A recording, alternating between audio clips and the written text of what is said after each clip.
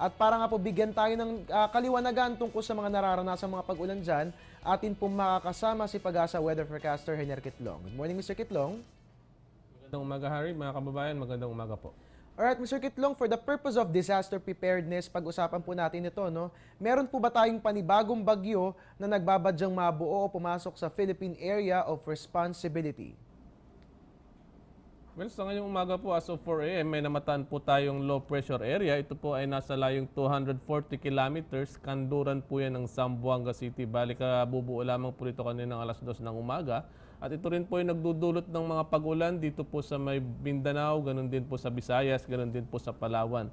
Sa ngayon po, kung pagbabasihan po natin, ito pong mga numerical model na ginagamit natin, ganun din po yung mga datos ng ating makagamitan, hindi naman po umalit po ang tsansa na ito ay magiging isang bagyo. Alright mga kababayan, narinig po natin si Mr. Kitlong. Sa ngayon nga po ay may nabuo na naman panibagong low pressure area o LPA sa loob ng Philippine Area of Responsibility. Pero ganoon pa man, ayon nga po sa mga pag-aaral ng Pag-asa, maliit po umano ang tsansa na ito yung ma-develop bilang isang bagyo. Pero ganoon pa man, atin pa rin itong babantayan ng sa gayon ay maging handa po tayo anumang oras sa mga pag-ulan na maaaring idulot na nasabing sama ng panahon. Mr. Kitlong, patuloy pa rin pong umiihip ang amihan sa Hilagang Luzon at magiging malakas pa rin po ba ito at magdadala ng maalong karagatan? May nakataas pa rin po ba tayong gale warning sa ngayon at anong mga baybayin po ba ang apektado nito?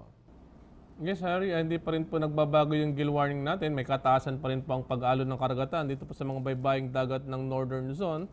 Ganon din po sa silangang bahagi ng gitna at katimugang Luzon at dito rin po sa silangang bahagi ng Kabisayan. Medyo may kataasan pa ang pag-alon ng karagatan sa lugar na ito. Medyo mapanganib po yan, lalo na sa mga maliliit na sakyang pandagat.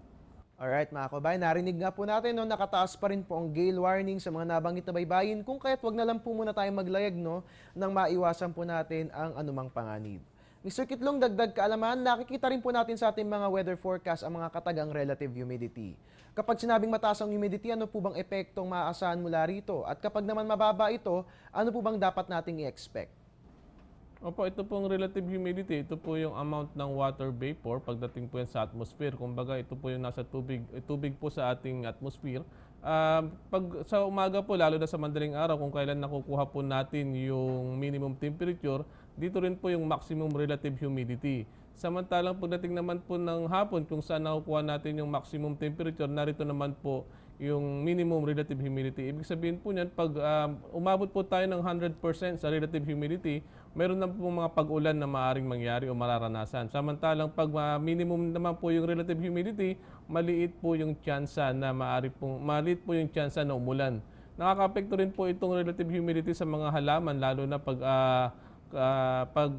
maximum relative humidity po, ibig sabihin po yan, maraming tubig po, hindi na po kailangan diligan yung mga halaman. Kumbaga, kayang-kaya na po na nila kahit na hindi na po ito didiligan. Samantalang pag minimum relative humidity naman po, kukunti lamang po yung tubig kahit madali pong matuyo yung mga halaman, doon po dapat tayo magdilig sa mga ito.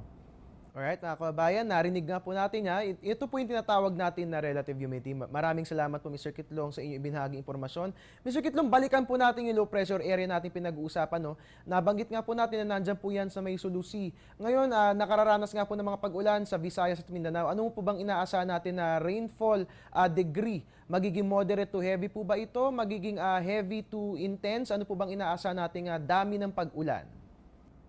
Well, sa ngayon po, dito po sa may parte po ng Caraga, ganun din po dito po sa may Eastern Visayas, may kalakasan po mga pag-ulan na itala dyan. Umaabot po yan ng mga 5 mm to 7.5 mm. Ibig sabihin po yan, moderate to heavy po. Pero dito naman po sa may parting kanlurang bahagi naman po ng Kabisayan, mga light to moderate po yung mararanasan ng mga pag-ulan.